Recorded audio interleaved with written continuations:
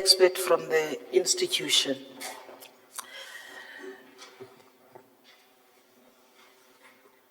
Mr. Nagedi, please feel free and comfortable. And if at any point you need water, I'm sure our staff from the administration will make sure you have a bottle of water in front of you. The purpose of the interview is to get to know a bit more about you and your understanding of the Public Service Commission role and its responsibilities. Your interview is 45 minutes, and within those 45 minutes, each of the members would ask you a question or two, and you would be allocated a time frame of 3 minutes to respond to a question. And at the end of the interview, we would also allocate you time to ask any questions, or whether it's seeking clarity questions, you'd be granted that opportunity as well. So as per the interview invitation that you received, we will allow you a 15-minute presentation as advised in terms of the letter of invitation of the interviews. And subsequent to that, we would then open the floor to members to then ask their questions. So you are now afforded that 15 minutes to present the presentation you have for us. Over to you. Thank you.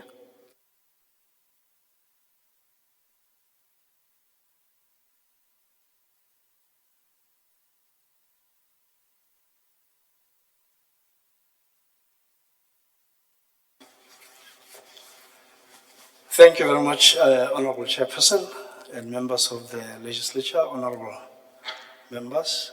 Thank you for affording me the opportunity. Without waste of time, I would like to make my presentation. The approach that we have adopted here would provide you with a background which would include how constitutional democracy locates with the principles of and objectives of public administration. That would be connected to the conduct of public administrators and the exercise of public power. And that will be followed, Chairperson, by the Constitution of the Republic in relation to public service and administration, and how the structure and function of Chapter 10 of the Constitution locates all these issues.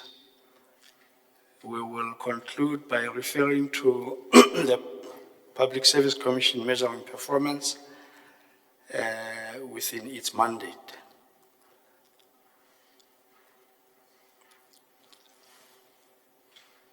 The first issue really seeks to demonstrate an understanding between democratic state and its citizens, and how that is characterized through the Constitution. And we have identified 5 issues to say a constitutional state exercises powers over and control its citizens, and it has got an obligation to protect and provide citizens with public goods. That duty to protect and distribute public goods is restricted and controlled by common law and statutory sources, all pertinent legislation. And the important aspect here is the entrenchment of the right to administrative action.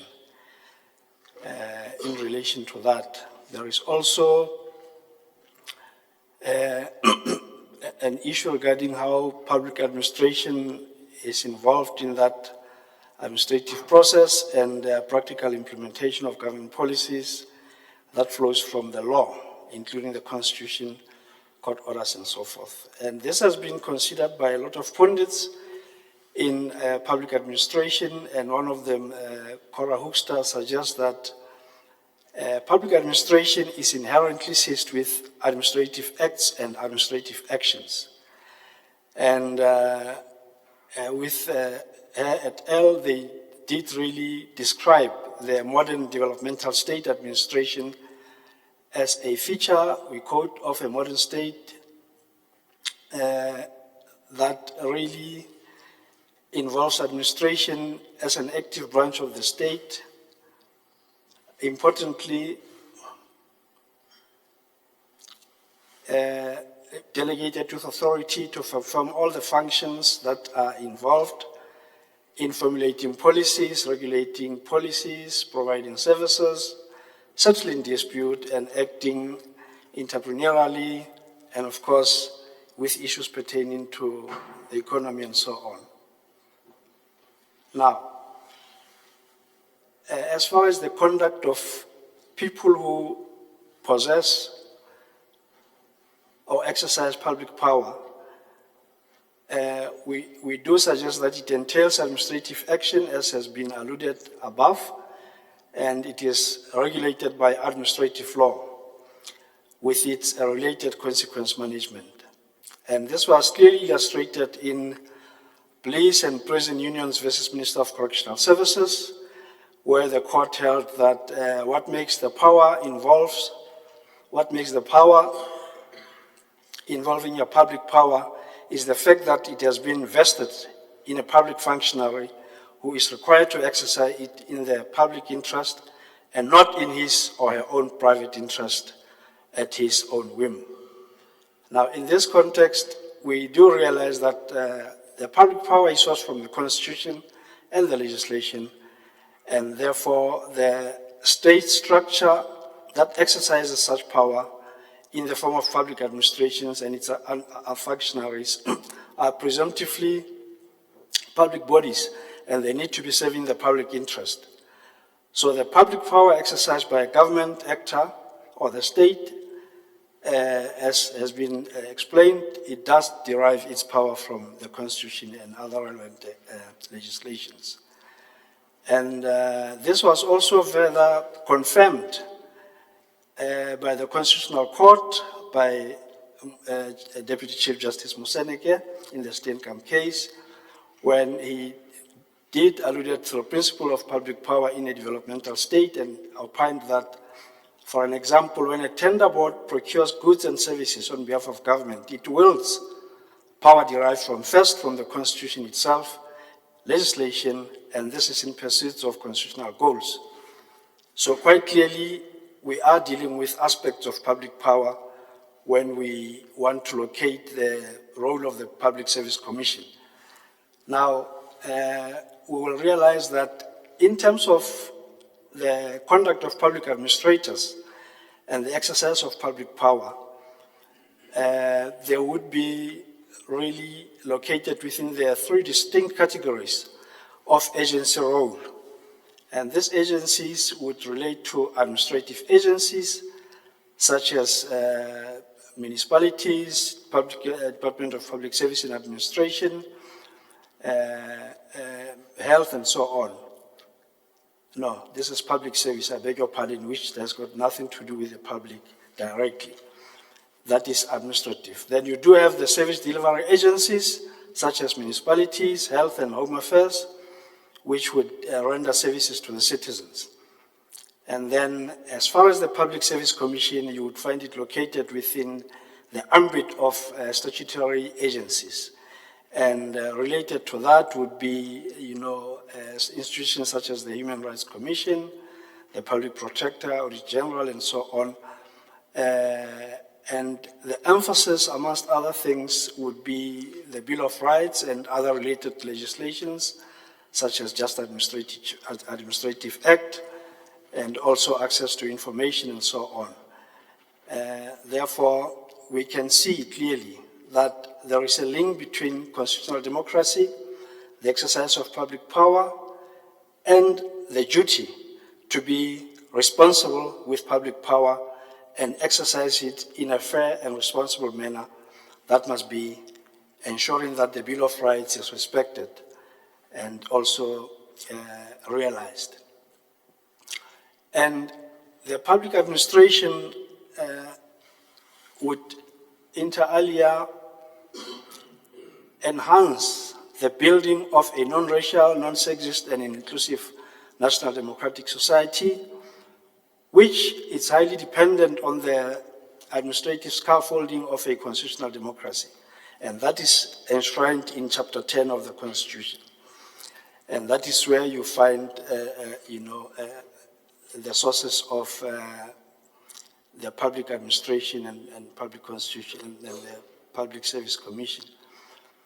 Now, that much related to non-racial and democratic non-sexist society has been inferred and confirmed by the Constitutional Court as well in the SAFU matter, where it was really emphasized that public administration forms part of the executive arm of government subjected to constitutional controls. So the importance of administration here is to observe the fundamental rights and acts both in terms of ethics and accountability to the public. So this is very different from the history of the previous regime where we come from. And Chair, so there is a lot that really relates to the Public Service Commission, which is a very much important constitutional structure and obliged to instill a culture of transparency, accountability, openness, and responsiveness to the public through categories of public administration functionaries. This is important, so there must be an inspiration of public confidence in the constitutional democracy and the developmental state, particularly in our province, where there's been a plethora of corruption and maladministration.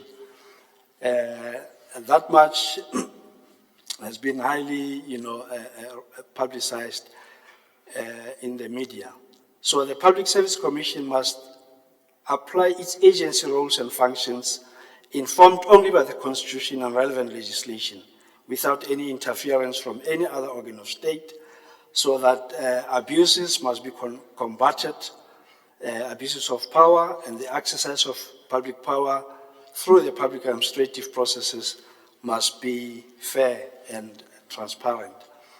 Now, in terms of the Constitution of the Republic, you have the values and principles that governs public administration, and they are located in Section 195 of the Constitution. That includes, amongst others, public administration that must be developmentally oriented, that must have good ethics, that must, in fact, ensure that there is accountability, transparency, and there is also a broader representation of all citizens of South Africa in its structures. And those principles are applicable to every sphere of government, including local government and other organs of states and public enterprises. Now, the structure and function of Chapter 10 of the Constitution also speaks to us in relation to the high standards of professional ethics that must be promoted and protected and maintained, and also that transparency. Honorable Chair, I'm running through it. You do have also legislation that is supportive and related to Public Service Commission Act, such as PSA and Promotion of Administrative Justice Act, Access to Information Act, Finance Management Act, both of municipalities and provincial and national government, and its own mandate from the Commissions Act. Importantly, the National Development Plan has also put a vision in the manner that we are envisaging a state in 2030 that would be very inclusive, and for that purpose, the mandate of the Public Service Commission would, amongst others, entail to ensure the ethical developmental state built over time so things could be realized. And that much has been really affirmed by the courts, including the Western Cape Division, whereby it was argued that by the honorable judges that Chapter 10 applies to all aspects of public administration, and it does not exclude any other arm of state in terms of that. And in this regard, you will see that the Public Service Commission Bill of 2023 seeks to also respond to the gaps that have been prevailing. And in that regard, the remedies that are intended in that bill includes, amongst other things, to ensure that public entities and municipalities are also, in fact, covered by the mandate of the Public Service Commission. And this would be a further entrenchment of the independence of the Public Service Commission. We may be aware that there is also an intention from that bill to ensure the total independence of the Public Service Commission from the administration in the form of the Public Service Department, and establish a secretariat that would also ensure that it really retains its independence. So these are the main issues. We know that the Public Service Commission is accountable to the National Assembly and at least has to report to Parliament. In the province also, there's to be a report by the Public Service Commissioner to the provincial legislature. The section 196 of the Public Service Commission really emphasizes the singleness, existence of the Public Service Commission in the Republic of South Africa.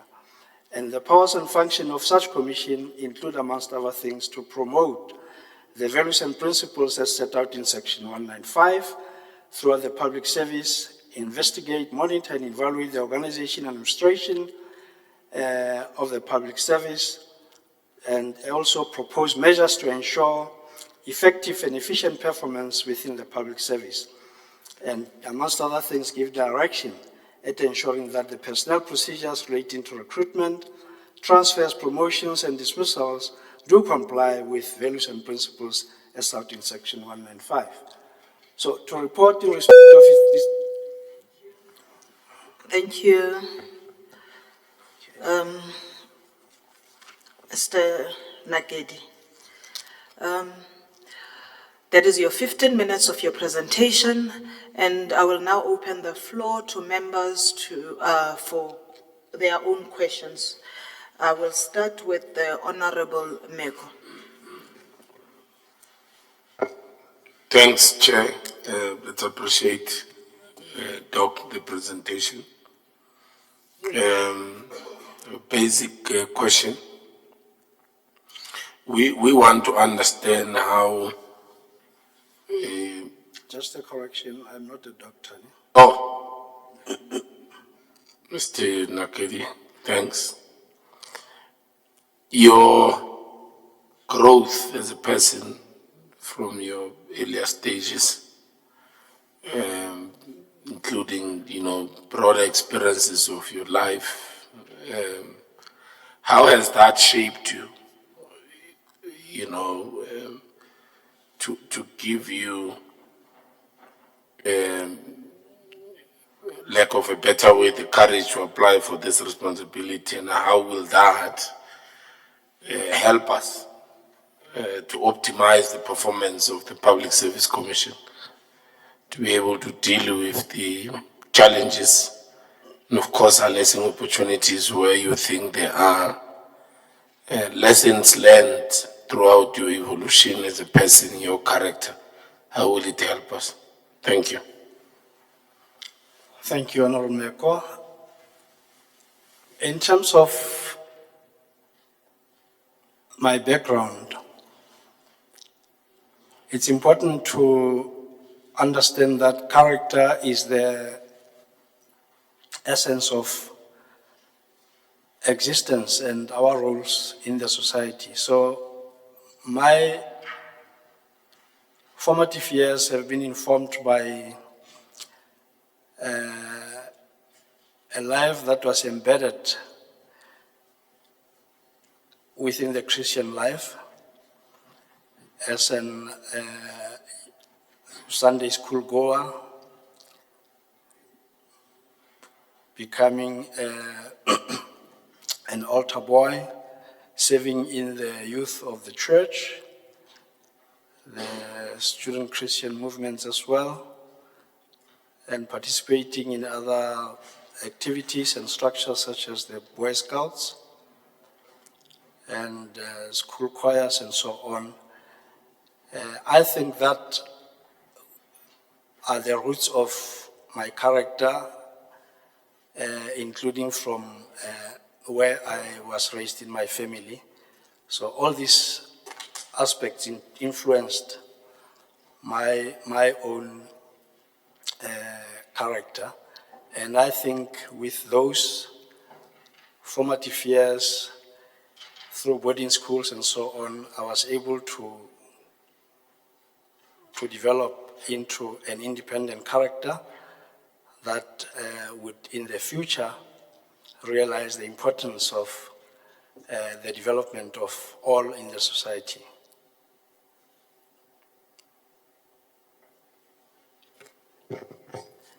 Thank you. I will now recognize the Honorable Van Vieren. Thank you, Chairperson, and let me also welcome the presentation.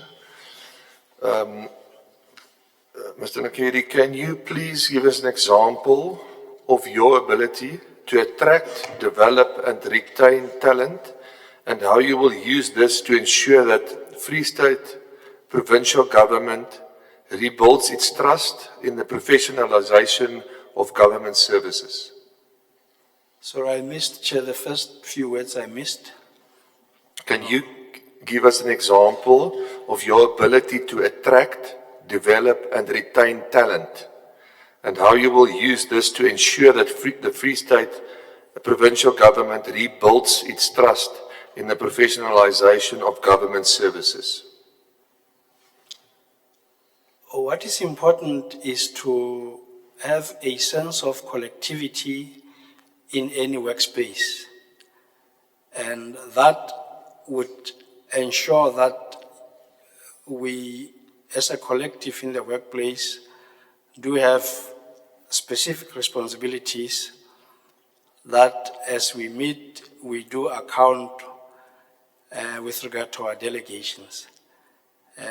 That, amongst other things, would ensure that we grow as colleagues, but also to ensure that people grow and you nurture their talents. You really need to encourage them to learn and support them in any skills training, development, and so on, so that they are able to appreciate their own talent first and foremost, and how secondly, it can, if you like, enhance the quality of their inputs and outputs in their workspace. But importantly, we may also need to ensure that we familiarize ourselves with the systems of governance and the tools that are afforded by technology, amongst other things. So people often fear the tools of trade, but it is the tools of trade that build them and enhance their quality of output in what they are doing.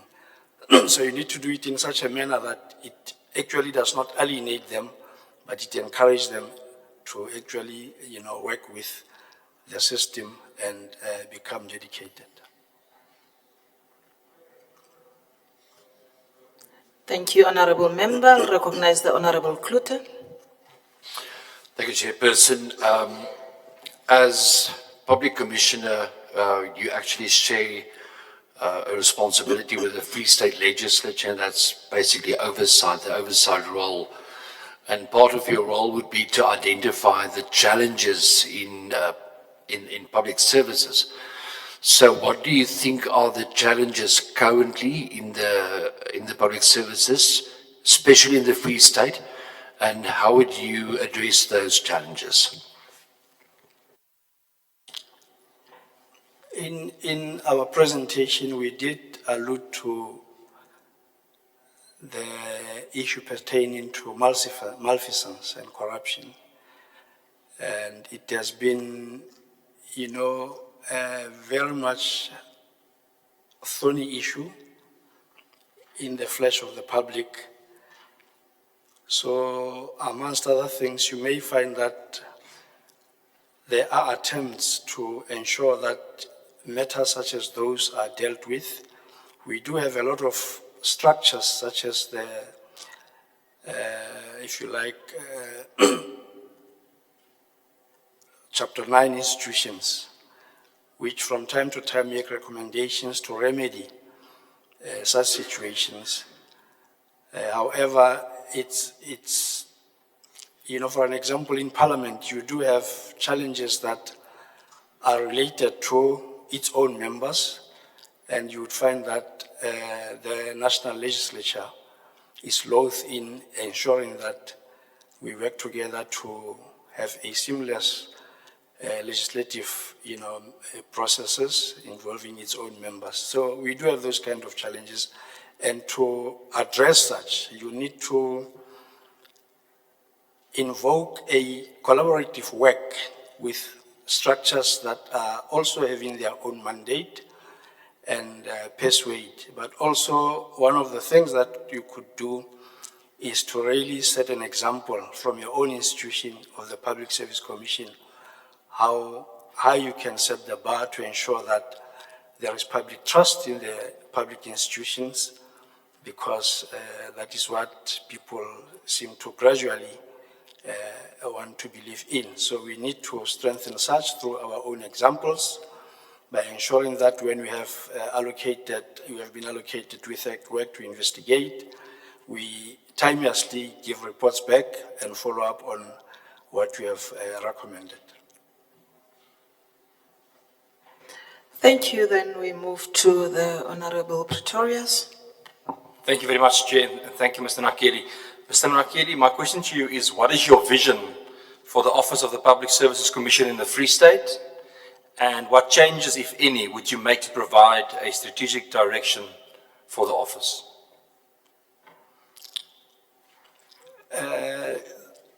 That is an issue which one would have to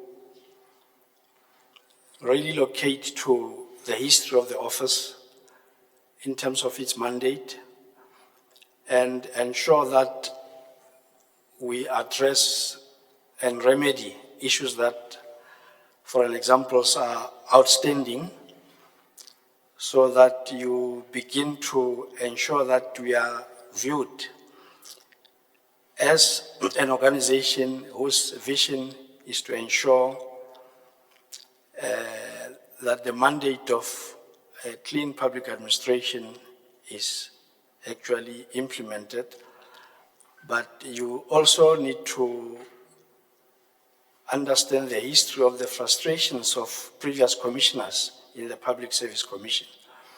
And if you read through documents of the Public Service Commission, you'll find that that is mostly what informed, for an example, the Public Service Commission bill, amongst other issues.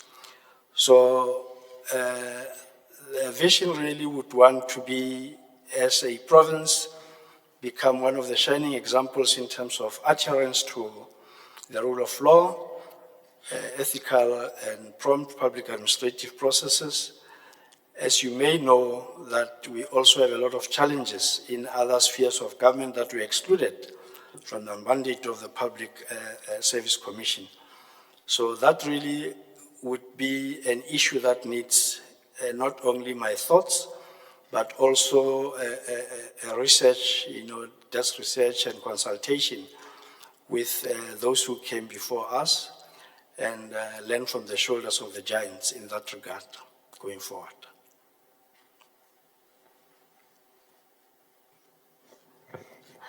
Okay, that leads us to the next honorable member, Honorable Khwabane. Thanks, Chairperson. Senator Nakedi. Take into consideration the Office of the Public Service Commissioner Audit Outcomes for 2023. What would be your 100-day plan? Sorry? Considering the PSC's audit outcomes of 2023, what would be your 100-day plan? Maybe just picking out on three or so priorities in relation to financial management, the things that you could put in the plan in 100 days in office, that these are the issues that I can take as priorities and deal with in the first 100 days. And then the second question would be that what would be your the 3-year plan moving forward? Honorable Chair, it does hinges on the previous question in terms of the long term. If any new incumbent into the office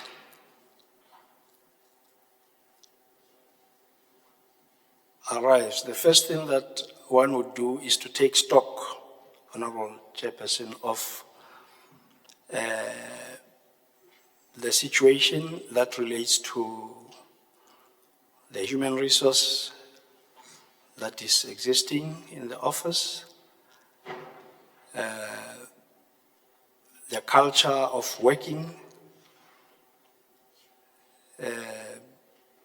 including mannerisms and so on, and also to really listen more to people who have been there in the institution, so you can assess the validity of what you have, been hearing from them on an independent basis, and ensure that as you consider what you are going to do, you have heard them. However, without getting closer to your colleagues and ensuring that you have, amongst other things, regular meetings that are formalized, recorded, so you can derive the benefit of analyzing what has been happening in the institution, it will really be prudent to learn from them. And learning is not hierarchical. You don't learn from people based on their ranks and positions. You learn on them based on their experience in the work, and fathom from them good ideas and discard bad ideas and behavior, so you can enhance. So within the first 100 days, you would really need to familiarize yourself with the office, so that you would be able to lead from the front and protect it. So one such exercise would involve working with your colleagues and ensuring that you encourage them to have the collective spirit going forward. Thank you. Honorable Khaureko, do you have a question? Yeah, thank you so much, Chairperson. And let me also welcome the presentation by Ntate Nakedi. And Ntate Nakedi, mine is what kind of mandate would you want from the President and the Premier for you to take this job? Which part of this are non-negotiable? For me, in the role of Public Service Commission, what will be non-negotiable is the mandate of the institution, as derived from the Constitution and the law. All other prescripts from executive officers would also derive from the Constitution and the law. And that is how the institution must work, so that we ensure the independence of the institution, but also encourage our leaders to understand that we do have different roles that we are playing. This does not suggest that one would be recalcitrant to working with other institutions. However, with our history in this country, we have seen how if we do not protect, defend, promote, and fulfill the objectives of the Constitution, what happens? But this takes nothing away from the executive authority of the country as their leaders in their right. So, but it is important to just note that our mandate is derived from the Constitution and the law.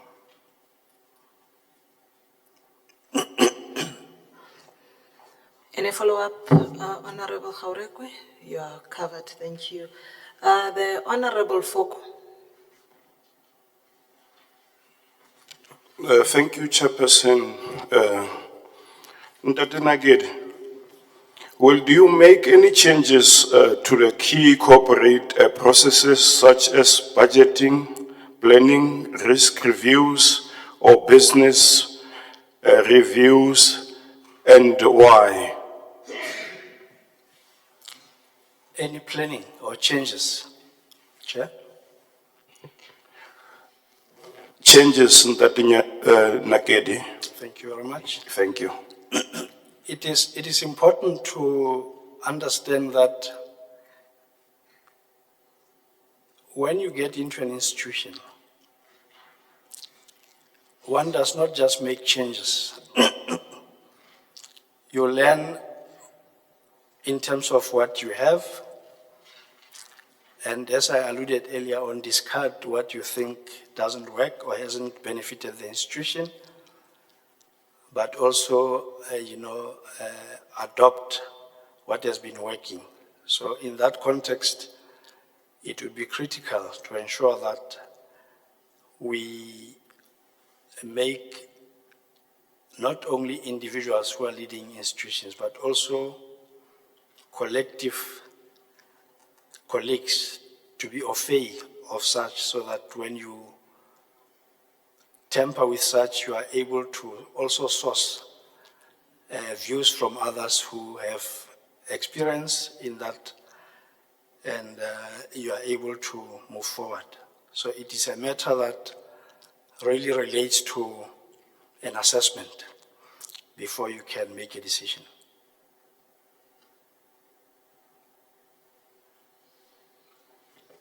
Thank you, and I now allow the last member, Honorable Swebela. Thank you, Chair. Thank you, Dr. Nagedi.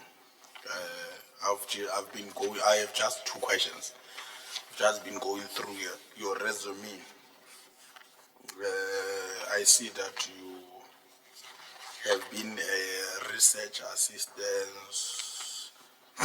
I'm not sure if there's an oversight or what, from research assistants to senior research assistants, and then from there you are interim United Kingdom. Not sure that the balance, and then you have been a research assistant from 87 till senior research till 98. Not sure, but when you look at the responsibilities that you are doing and the degree that you did, I'm not sure if it's the timelines or what is happening. If you can just give me clarity so that I can understand that. The other question is that what do you think, in your own opinion or understanding, are the key responsibilities or the key stakeholders in the office of the PSC or the office of the provincial commissioner? There is no confusion in my curriculum vitae. What you read there is correct. I'm not sure what informs the question, Honorable Chair. However, it's exactly what you see there. For an example, as a research assistant, you will see that I co-published with William Corbett in the Review of African Political Economy, an article that appeared there, and unfortunately during the time it was banned. So there is nothing that is confusing. I also worked at the Center for Policy Studies under the leadership of the late Professor Schlemmer, Lawrence Schlemmer, so as a senior research assistant. And we did considerable work in the then PWV with regard to the housing, which later on that report was very much instrumental in considering the housing policy in South Africa by the late Minister Joe Slovo. So there is no confusion. The matter with regard to Durham University, I am a Rothfest scholar. and that is what took me to Durham.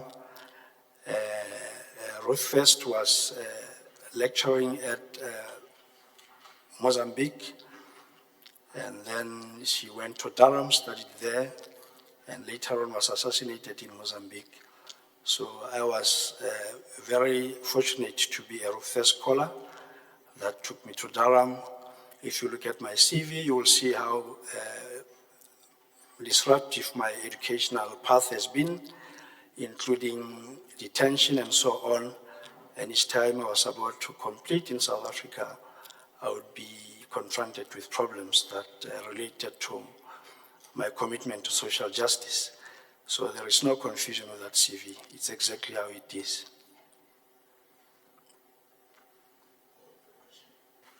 The question was, the key stakeholders. Oh, thank you. Okay, sorry. Thank you, Honorable Chair. The Public Service Commission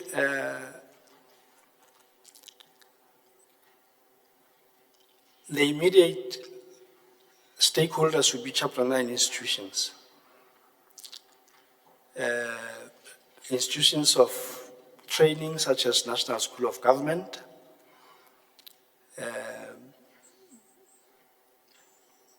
even universities there, because you do have researchers and experts at universities. Honorable Kutsier just mentioned that the Public Service Commission is also a partner with the legislature. So that is also one of the stakeholders, including national legislature. And in Chapter 9 institutions, you know them, mostly it's human rights and so on. So there is a variety of stakeholders that could be identified. It's not limited Thank to you, those. Mr. Nagedi. Your time is up for that question.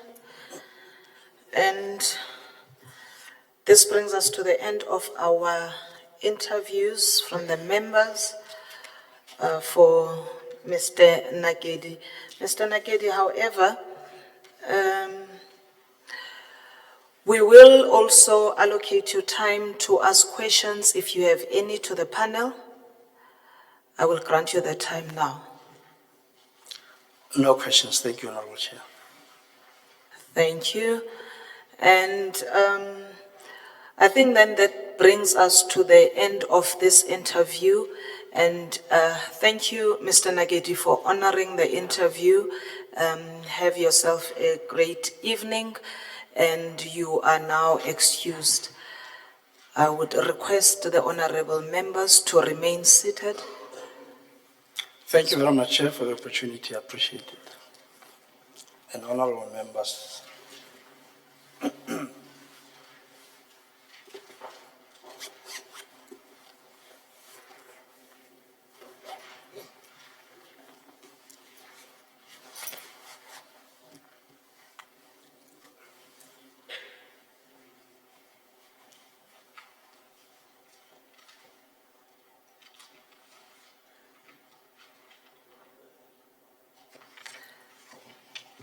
Honorable members, we are still well within our time. It is now a closed session, and we would then request the public and the media to leave so that we are left with only members of this committee.